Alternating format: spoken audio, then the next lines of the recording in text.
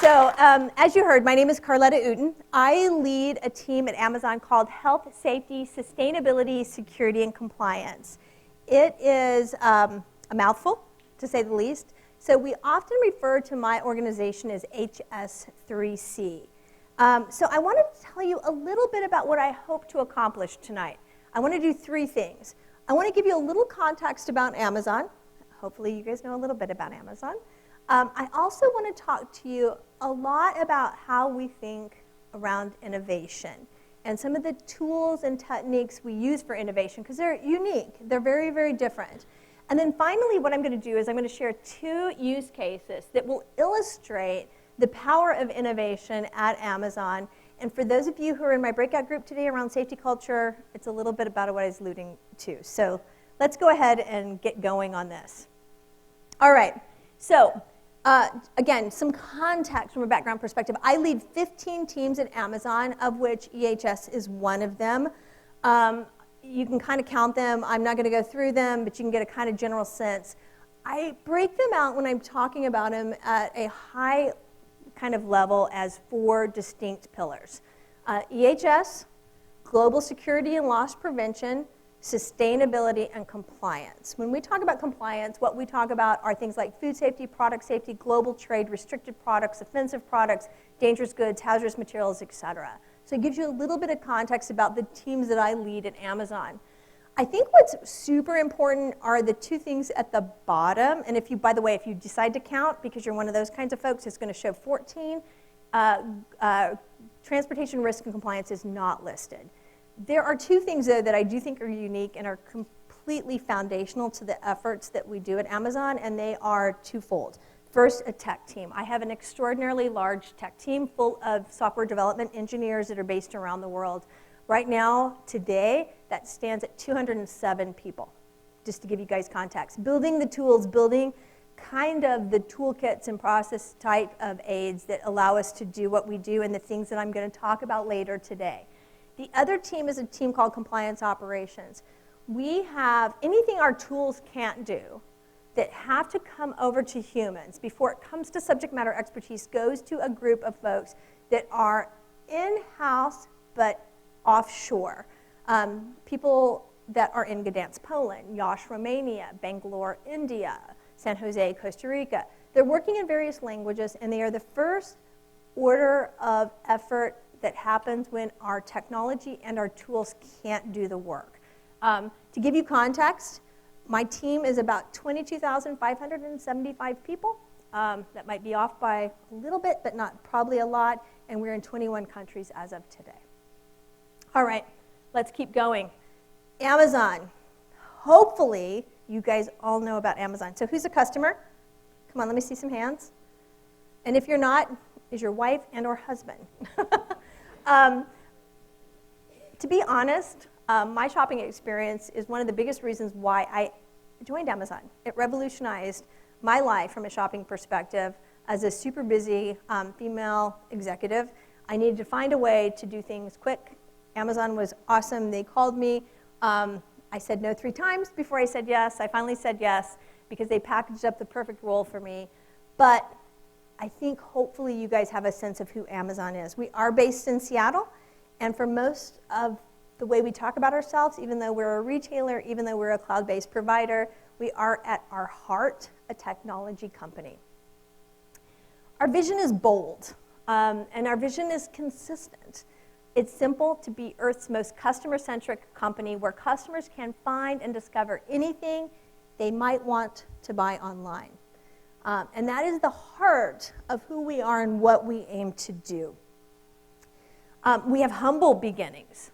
To be super fair, right? We are, I mean, sitting in my breakout today, there was a company, and I apologize, I can't remember, right? Disney was there. There was a company, ADT, at like 185 years. If I'm wrong, correct me.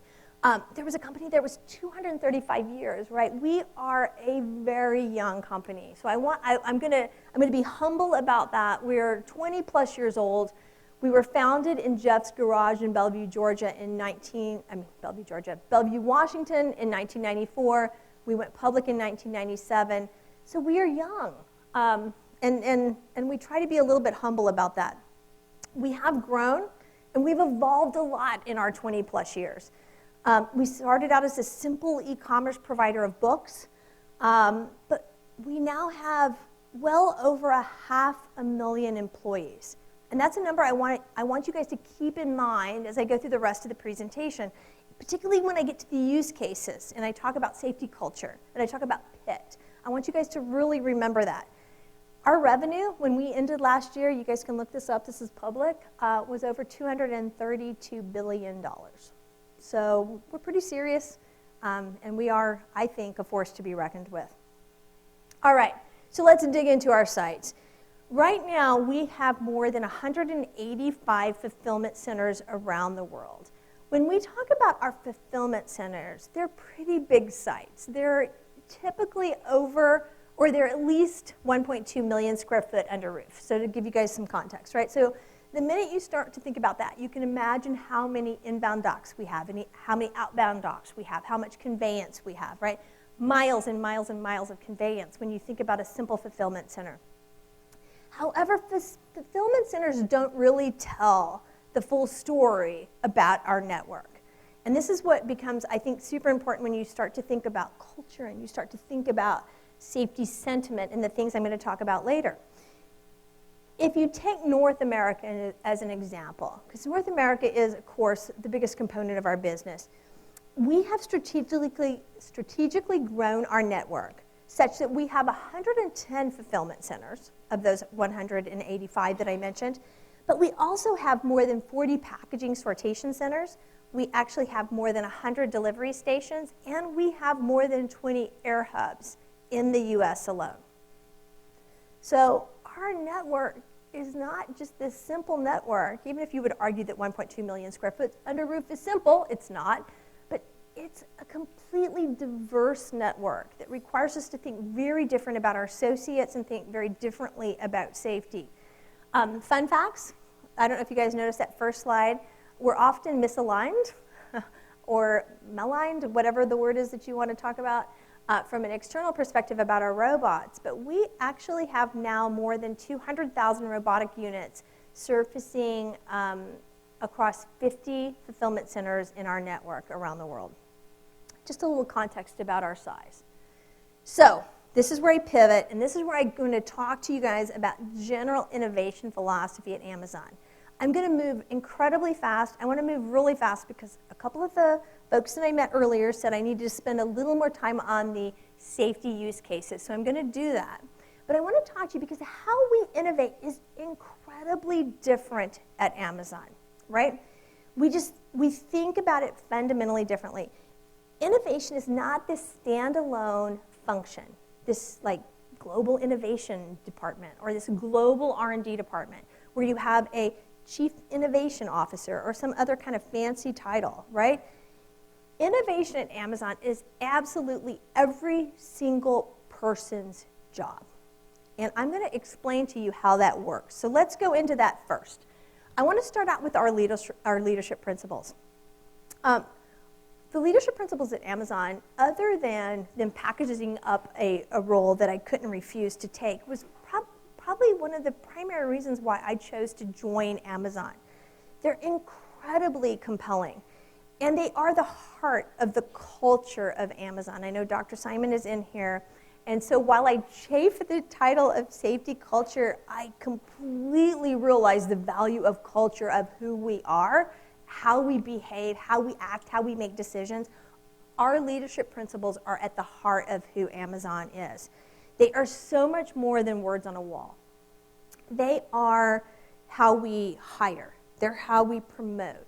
They're how we recognize performance.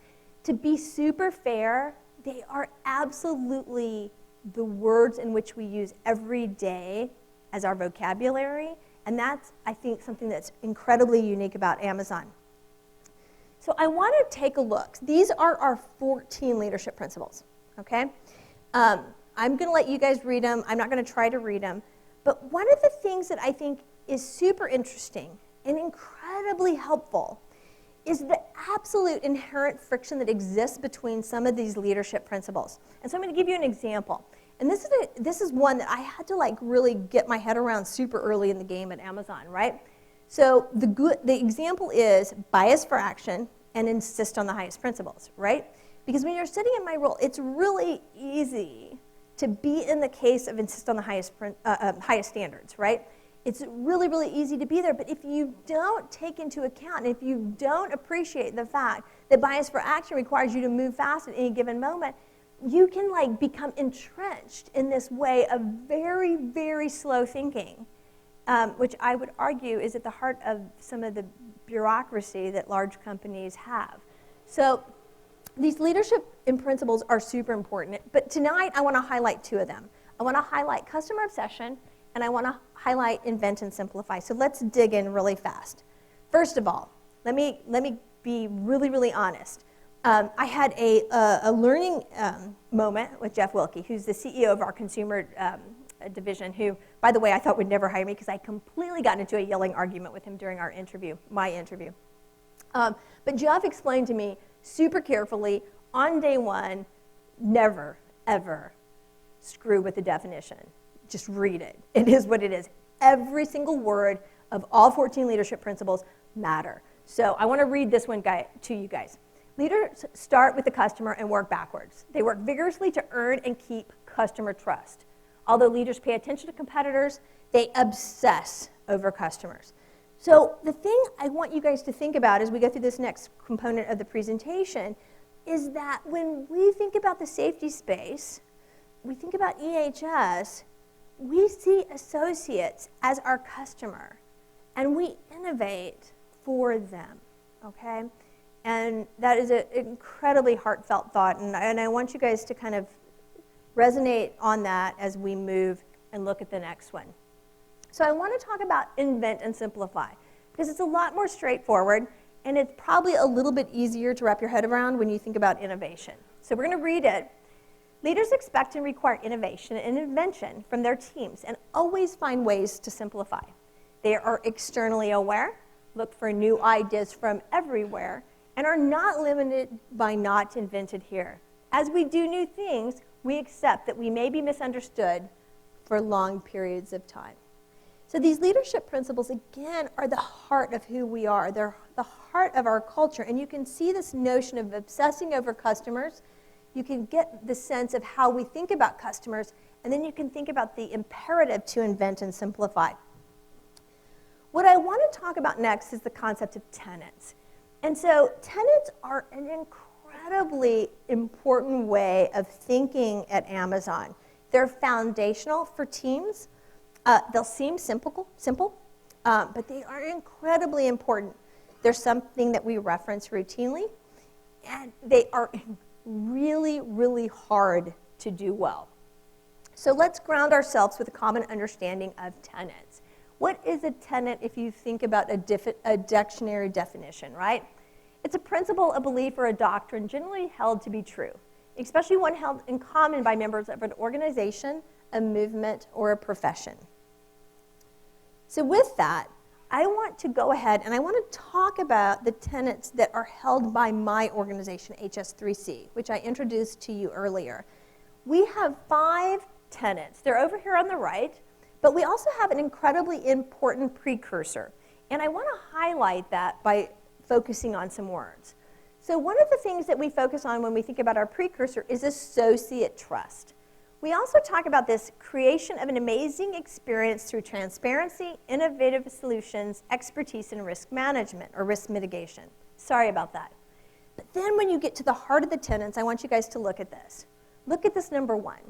We obsess over the safety of our customers and relentlessly advocate for and ensure the health, safety, and security of our associates, our partners, and our suppliers, right? And these tenets, coupled with our leadership principles, are the foundation of how we make choices, we invest, and how we think as an organization in HS3C at Amazon.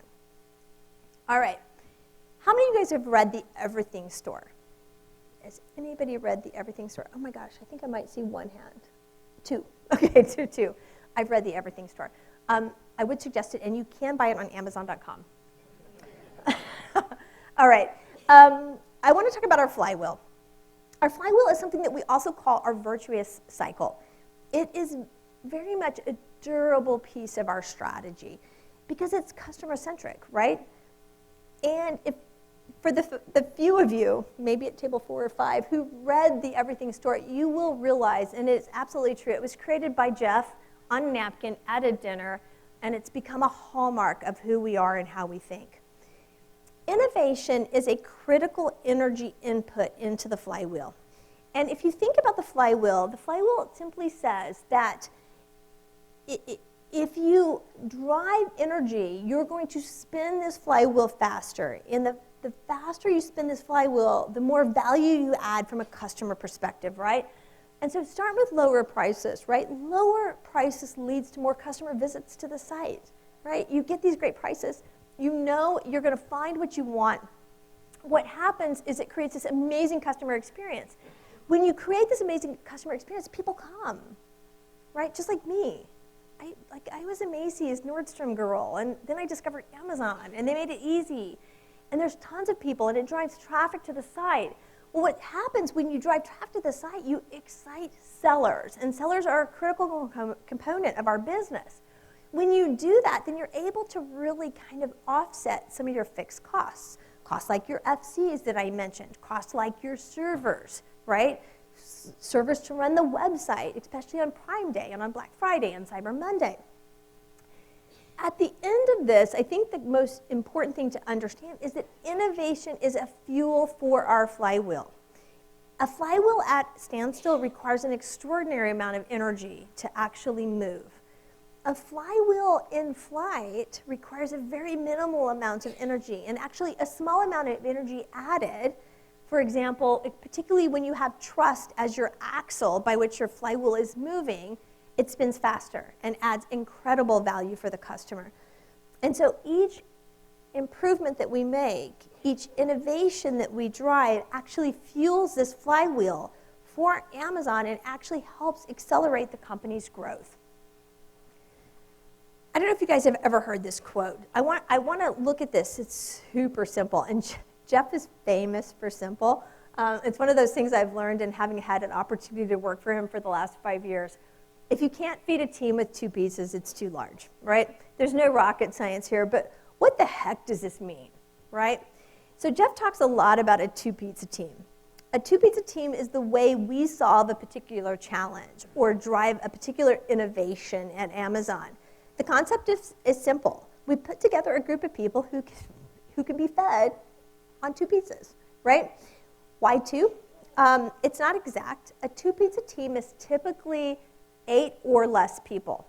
But the whole notion is that Jeff believes, and he believes at his heart, that when a project team gets too big, it becomes unwieldy. And we've probably all experienced that, right? To a point of view, right? We've probably all had that experience.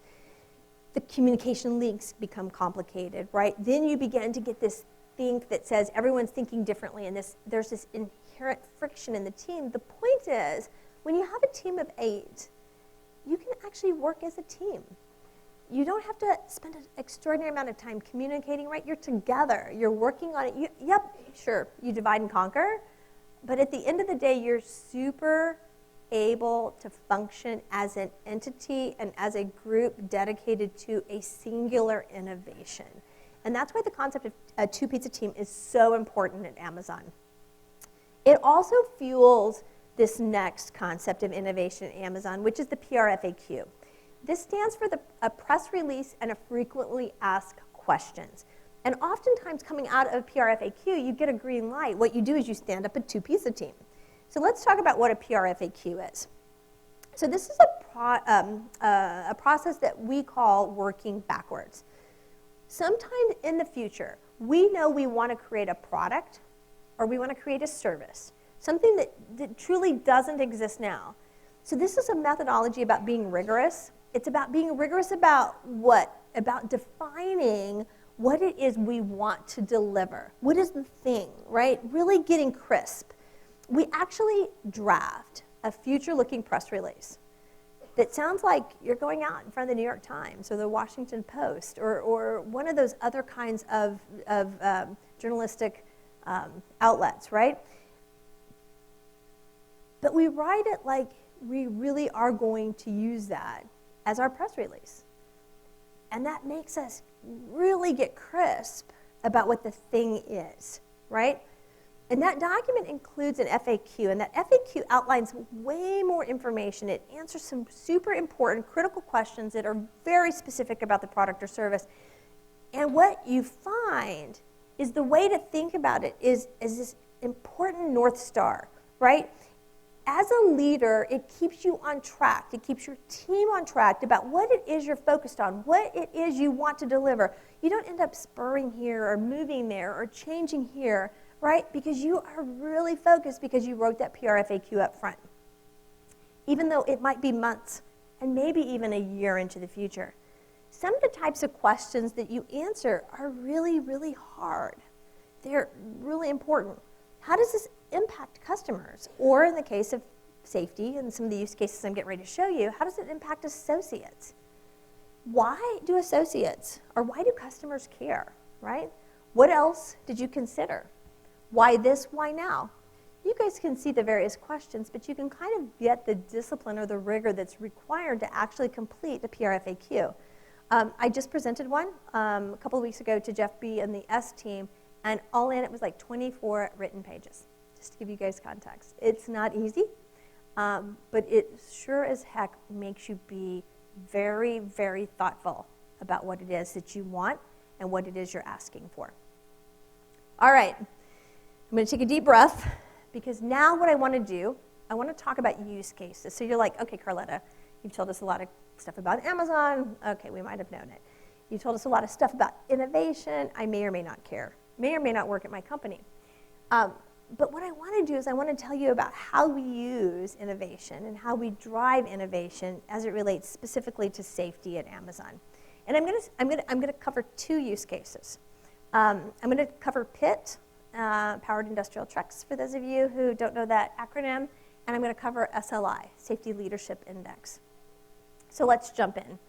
I want to start out with something a little more tactical, maybe, than the Safety Leadership Index, which is what we'll move to next. And I'm hoping this resonates with many of you, because number one, you just know in general that PIT is potentially unsafe, or number two, you have PIT in your operations and experience this every single day.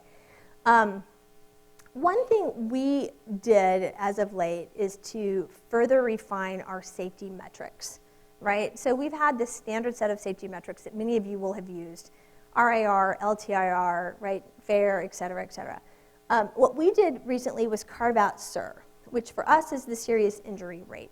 I could go through the definitions with you at any given point during the next 2 days. I won't cover them now, but rest assured it's robust and it's rigorous.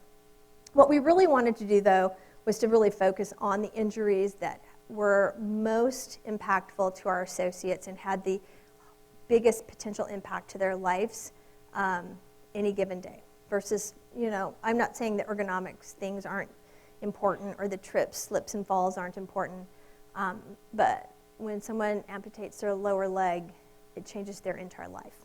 And we really wanted to focus on that. So we developed SIR. One of the things that SIR did for us was illuminate in a very data-driven way the impact of PIT in our operations. So I believe, and I don't know, and I wish I knew, that we are one of the largest PIT purchasers in the world. You heard me say we have hundreds of thousands of associates.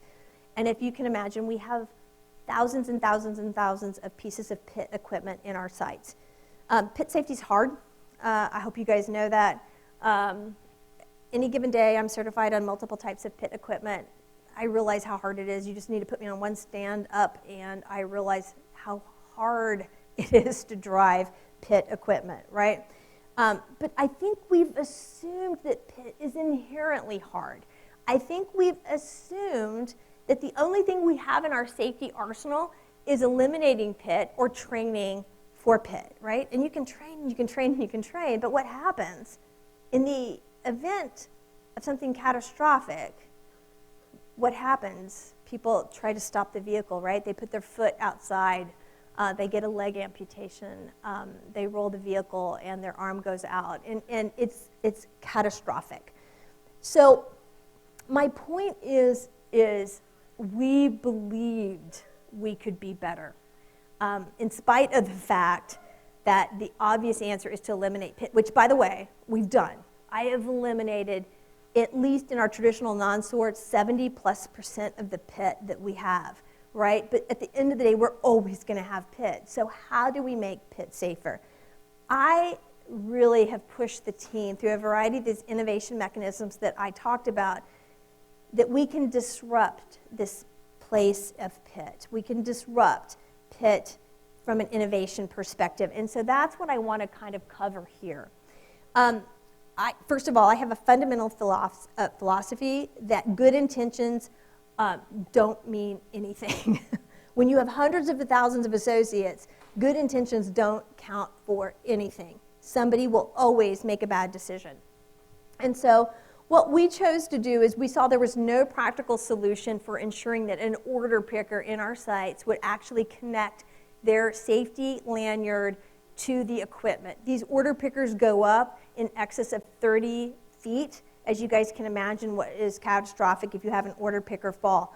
So the choice here was to actually think through and disrupt that experience. And so working with the provider of fall protection, we were able to design a device that would give audible and visual alarms to our order pickers if they didn't attach their lanyard, right? Let's make it impossible for people to not pay attention to the policy. Let's make it visual, let's make it audio, let's make it impossible, but let's not rely on good intentions. So this is something that we're super excited about from a PIT perspective, but it's only the start. What I want to really tell you about is telemetry. So telemetry is a general term that we use for the telematics solutions which allow us to better manage equipment. You guys probably have telemetry on some of your PIT in your sites. But what we've done is we've really tried to disrupt the industry on a PIT telemetry package that we believe provides the most important safety opportunity for our associates. And it has about 7 different pieces. I'm going to try to run through them. Hopefully I won't miss them. I was going to bring my notes up and I chose not to. But let me kind of cover them. First of all, it starts with access control. Access control is easy. You either have a certificate and you can get into that PIT and you can log in, or you can't. If you are not trained, yourself, I was going to say a bad word, but I won't, yourself is not going to start up that piece of equipment.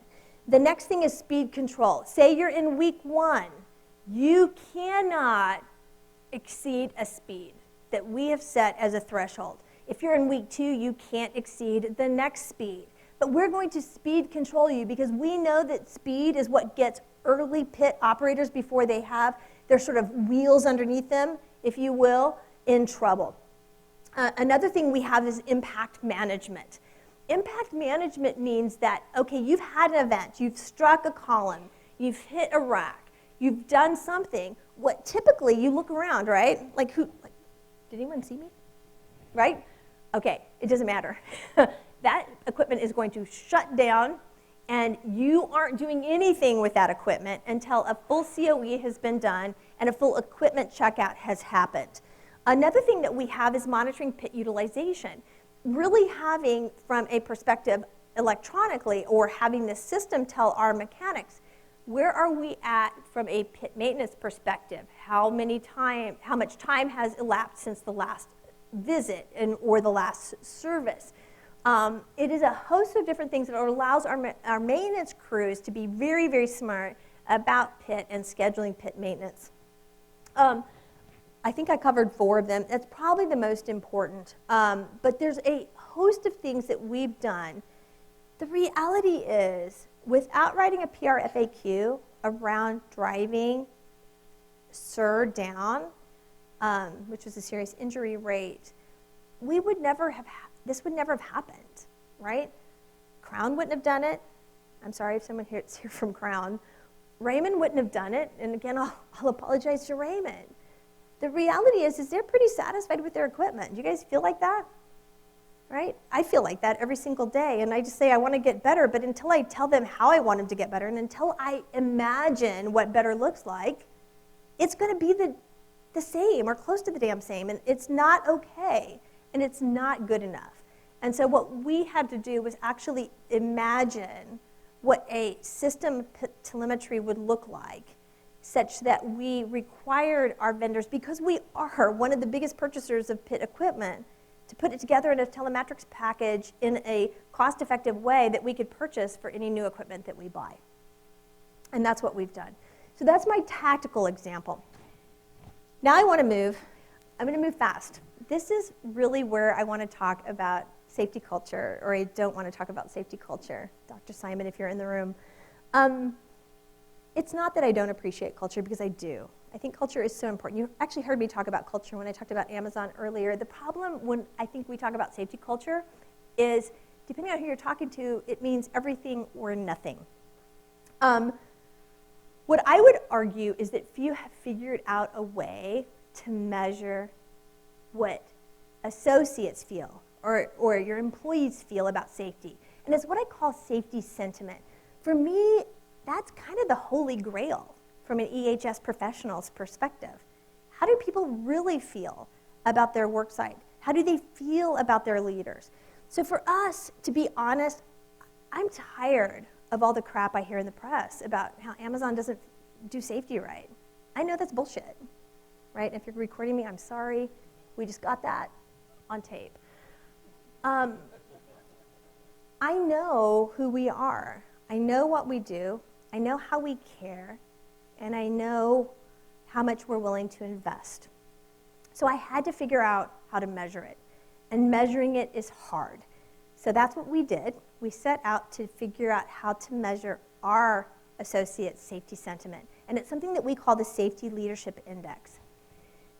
So what is a Safety Leadership Index? Again, because I've been on my definitions tonight. It's a measurement of both leaders' and associates' perception of the site leadership's focus on creating a safe workplace. All right? So I think this is super, super interesting. We present 6 questions to every single associate every single month that they're employed at Amazon around safety, full stop. It's random. It comes on their handheld scanners if they're doing a pick job or a stow job or what have you. If they work off a computer, it comes on their computer. They can't choose not to answer these questions. All right? So what I want to do is I want to tell you about the 6 questions that we asked, because I think they get to the heart of how do associates feel about safety? How do managers feel about safety? How do managers think about how their associates feel about safety? So I'm going to run through 6 questions really, really fast. Let's start with this one. Even if it's really busy, does your manager make time for safety? Again, on all these questions, all 6 of these questions, we use a simple Likert scale, which is a range of answers from always to never, okay? So that's the first question. And I think it gets to the heart of some things that we've heard, particularly from labor unions. You get busy, all you care about is productivity, you don't care about safety. That is the first question we ask our associates.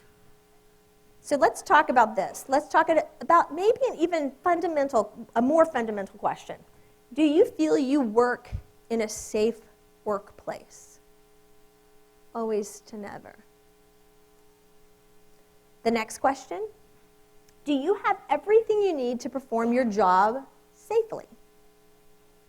Again, pretty darn easy, right? All right, the fourth question, does the safety training match the real-world expectations of your job? We also want to know about the environment in that, do our associates feel comfortable, right, telling us? Do they feel comfortable about reporting issues? So we ask the question, do you feel encouraged to report safety issues? Again, same Likert scale. Then we dig into what they think about leadership and what they think leadership cares about. Does your manager care about the safety of you and your team? So you can see they're super simple questions. They were formulated with an incredible amount of thought. A very, very small group of us got into a room, myself, Mike Roth, the head of Worldwide Operations, Dave Clark, the SVP of Operations, Prime, and Customer Service, and we just said, how do we get to the heart of what we think is important with our associates. We crafted these questions, but we realized the questions weren't enough. So what we did is we stood up a connections advisory team. And this is where it's super cool to be Amazon, right? Because you both have tech and you have the ability to actually hire pretty fast. So what happens if an associate answers never to one of those questions, they always receive a prompt. The prompt is, are you willing to talk to someone confidentially about your answer? If they say yes, we put them in contact with a connections advisor who is separate from EHS, who is 100% separate from operations, who actually has a conversation with that associate and is able to take all of the content from that associate's conversation down. In addition to the associates that answer never, we also want to audit the people who say always, who say sometimes, right? And so we actually ask that question routinely as well. At least 10% of the questions that we ask don't have anything to do with nevers. But it's completely confidential. So let's talk a little bit about what we've done since we rolled this out. Like I said, if they said never, we actually ask them if we're willing to have a conversation. But we also say, are you willing to have a conversation sometimes just to learn? Since we launched this in 2018 worldwide, it was about May, by the time we had all geographies going, we've conducted over 26,000 calls with associates. Just to give you guys context, right? And we have taken more than 19,000 actions that we know about throughout our network. And I want to talk to you a little bit about how this works, because how this works is incredibly important. So first of all, it's completely anonymous. The associates feel zero risk or zero threat in giving us the right information. When the connections advisor talks to them, they've been trained on what to listen for. But in addition, we use natural language processing, which is combined with the power of machine learning, to take the text that they give us and look for keywords. When we learn something that we think is critically important from a safety perspective, we make something called a detect. The detect is an alert in the system that goes immediately from a technology perspective to that physical site. That physical site is required to respond to that defect in 24 hours with at least a preliminary action that they are taking. If that response requires a capital investment, they have an extended SLA for the second part of that. But we have done a complete closed loop so that we are driving these actions across our sites. Our sites then share the information that they do organically, right? And we also are able to produce best practice cases for sites that have great SLI scores and learnings from sites that have low SLI scores. The SLI is a number that is actually used at a weekly level, at a monthly level, even at a weekly level in what we call our OBR, our Operational Business Report, with our SVP, Dave Clark of Worldwide Ops Prime and CS. It will be a measure that we use in addition to SIR, our serious injury rate, with Jeff and our CEOs starting next year. So this is what we've done to create a closed loop. What have we learned? What we've learned, and I'll share a couple of quick examples. I'm going to rush through these because I know we're out of time. But in this case, an associate told us that pallets were a concern. They were stacked higher in the areas that they worked. What they did is they said never to one of their questions. Our connections advisors called them. Based on the content of the call, that detect that I mentioned was actually sent to the site that they worked. The site took immediate action, meeting their 24-hour SLA, and then we did a follow-up connections advisor call. And this is what the associate was able to tell us afterwards. They have put some barriers on the pallet to prevent items from falling. I can say that this area is much safer to work in. And again, this is another example about yard safety, right? The reality is associates know they have a voice. They know they have a voice every single day about some of the most simple questions possible, and they know we're going to take actions. It's demonstrated in the way we've reacted to the calls that we've made, the 19,000 plus improvements that we've created, things like parking lot flow, things like entrance to our sites. I mean, simple things. Sometimes it's even bathrooms, right? It's not even pure safety, but it matters. They know they have a new way anonymously to talk about what is most concerning to them. But what is most interesting, and probably something that I didn't expect, to be super honest, is the fact that we actually ask 6 nuanced questions to our managers. And we're able to look at what our managers say about their site versus what associates tell us about their site. Have you guys ever had this phenomena of delusional management, right? Right? We all have. Like, the managers think everything's great, right? It's good. It's wonderful. Yay, my site's awesome. But everyone thinks you suck, right?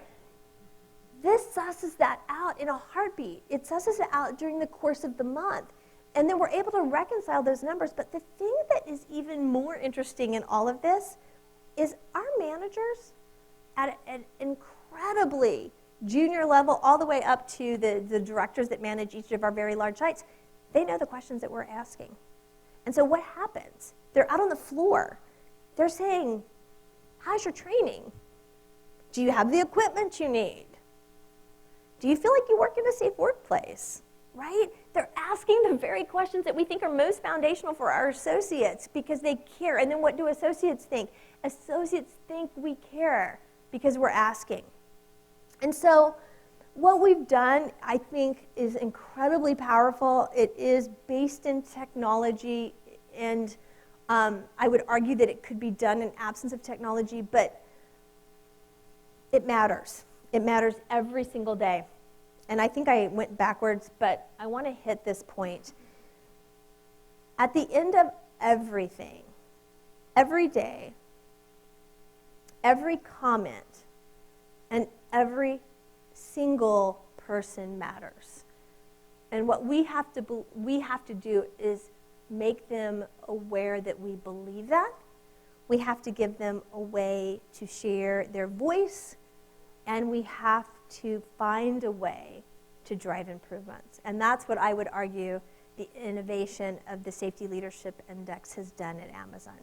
So thank you very much. I'm super excited to have had a chance to talk to you. I think I've run over on my time, so I probably can't answer questions. I'm here for the next 2 days, and this is honestly one of my favorite things to talk about. So hit me up with your questions later, okay?